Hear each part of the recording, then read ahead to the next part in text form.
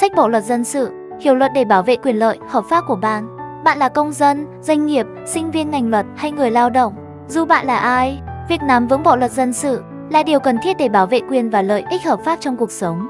công việc và kinh doanh. Cuốn sách Bộ Luật, Sách Bộ Luật Dân sự nước Cộng hòa xã hội chủ nghĩa Việt Nam là tài liệu chính thống, đầy đủ và dễ hiểu, bao gồm các quy định về quyền sở hữu, hợp đồng, nghĩa vụ dân sự, thừa kế, cập nhật mới nhất theo quy định hiện hành, trình bày khoa học, rõ ràng, dễ tra cứu, phù hợp cho sinh viên, luật sư, cán bộ pháp lý và người dân quan tâm đến luật. Tại sao bạn nên sở hữu ngay cuốn sách này? Hiểu luật để không bị xáo phạm do thiếu kiến thức, áp dụng luật vào các vấn đề đời sống, kinh doanh, là tài liệu học tập và tham khảo chuẩn xác. Đặt ngay hôm nay để trang bị cho mình một nền tảng pháp lý vững chắc.